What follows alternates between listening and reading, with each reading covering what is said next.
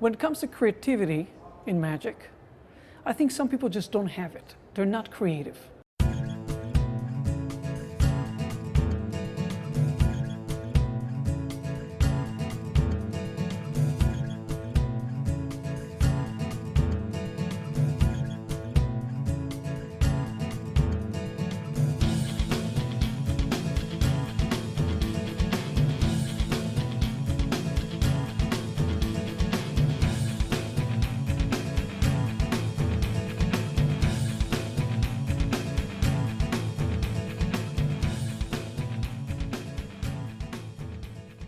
First time I ever met Bruce Servan, Jim Patton, Castle Bar. First time I worked in the Castle. And Bruce says to me, "Hey kid, what original stuff do you do?" And I said, "Honestly, Bruce, I know where all my ideas come from. I'm not comfortable saying any of it's original. I have little tweaks and turns and twists." And Patton looked at me and gave me the wink like, "That was the right answer, kid." I don't believe it's necessarily important to be creative in magic. I do believe it is important to express yourself, whatever your art form. Whether you're creative or not, whether you're a MacGyver of magic or whatever art form, that's up to you. But it is actually being able to convey the feeling of magic to your audience. That's the most important. Whether they're your tricks or someone else's, secondary. You know, some magicians maybe are good at adopting good tricks. They select the tricks that fit their personality, and they're good at delivering it. And there are many examples. I won't even mention anybody. And some are very good at making small adaptations and changes. And some are just amazing. Everything they do is like original. The name that comes to mind is Tommy Wonder, who, for the most part, invented new mechanics and techniques and methods. Of course, relying on some stuff from the past. I mean, we all evolve somehow, but really creative, great performer, great everything.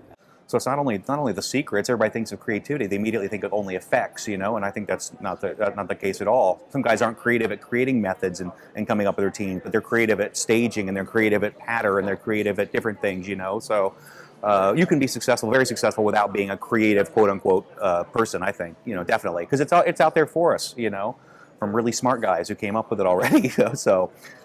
You can absolutely be successful in magic without creating new tricks or new methods. There's so much great magic in our literature that is untouched, that magicians could go through and find tricks that haven't been seen or done in 20 years or 100 years and put together an act of material that is unlike what anyone else is doing and never invent a trick or a method. But I do think if you're going to stand in front of an audience and perform, you need a level of creativity, at least in the way that you express yourself.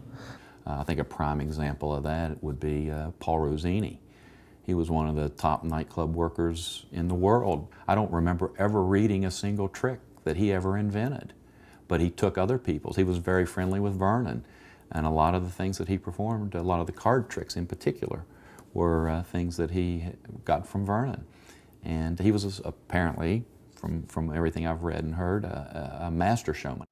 Yeah, I think there's a lot of magicians who are very successful without being particularly creative. And what a lot of people don't, outside of the field of magic, maybe don't understand is that when they're watching a magician on stage, they might be seeing a person who had many teachers and mentors, some directly, some indirectly, and that the magic they see being performed in that act might be things that go back 400 years and that have been modernized in terms of what the materials are. And maybe one person came up with this particular physical version of the objects, and a different person came up with a routine for it, and a third person helped write the story, and another person did the music. So just like when you're watching a film, it's not solely the end result is not the result of just the writer or just the director or just the actors. It's really a collaborative form. And even though we might just be watching a singular performer, there's lots of invisible collaboration that goes on in what we're watching. The creativity is only, I don't know, the process for to invent, to create something, but it's not the more important when you are front the spectators. When you are front the spectator, the more important is are you. Not what are you doing. What are you doing too? But the more important are you. The creative is only a way. It's possible Fred Capps is not a very good creative magician, but he's great when you see him performance.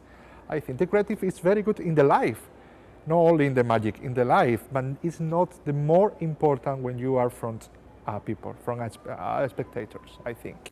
Do we define creativity as coming up with a completely original idea that's never been seen before on the face of the planet? Possibly. I've observed over time that most of those kinds of ideas that are brand spanking new are fascinating in their own way, and they're entirely novel, and they're usually not worth crap. I mean, let's back up. It depends on what you want to do in magic and what your goals are, you know.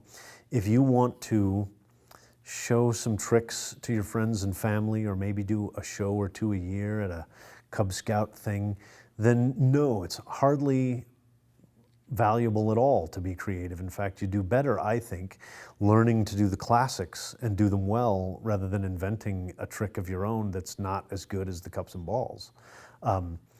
If you want to lecture to magicians and sell products, then creativity is almost the whole game for you. Having ideas that are novel and introducing, you know, originality and novelty into your stuff is the product that you're selling. Well, you know, I try and be creative. I've tried to be creative since I met Marlo, and it was because I was creative that I got to sit with him a lot and understand what's going on. And now I write a magic bulletin, and I try and come up with something new every month. And that is not easy to do because I have many, many things in print. So you read what you can, and you look and see on YouTube and DVDs and what have you. And after that, you get an idea. Maybe you don't get an idea, but I've done it for almost 40 months. So I've published 40 different bulletins. And it's the thing that I strive for the most. But it's not just to be creative, it's to come up with good things. Because you can be creative and have a bunch of throwaways. And I'm trying to be creative and come up with good magic that I can do. Creativity is being an artist, you know. You can be a parrot, a copyist, or you can be an originator. And by you know, bringing what you believe is magic and how to bring it about and make it a real thing. I've seen professional magicians that I really admire that just do classics and have never invented a trick in their lives. But they have something original in their point of view and the way they present magic, creative in that way. And then there are professional magicians who are wildly creative. You know, Gaetan comes to mind. There are people like Vernon himself, who was not considered the most original of our artists. He was a wonderful synthesizer. He would take an idea from over here, put it in this routine over here, combine it with a thought from this gentleman over here. Next thing you knew, he had something that looked totally different than anything that came before it, even though it wasn't different, like the linking rings, for instance. Okay? People have done that for thousands of years. Once Vernon got his hands on it, we'd never seen anything quite like it. You know, there's an art in picking a repertoire. There's an art in putting pieces together in an order. I mean, I can create a playlist or a mixtape that makes you feel something. And there's creativity involved in that. Is it important to do all original material? Absolutely not. But I think the more you become in tune to your own personal voice and your strengths and weaknesses, the more original your material becomes, because you have no other choice.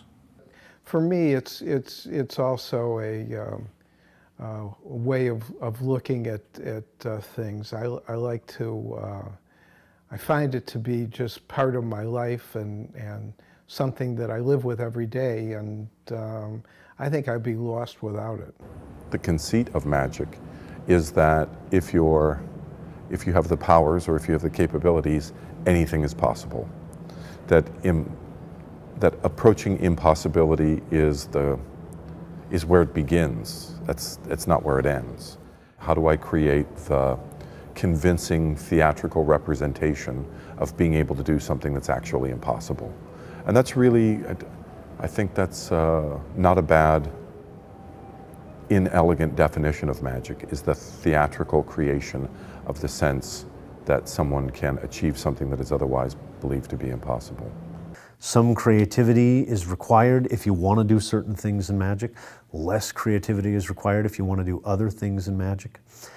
I do think that the more imagination you bring to it, the more satisfying it is in general for most magicians. Is that a good, fair answer? That's a great answer. All right.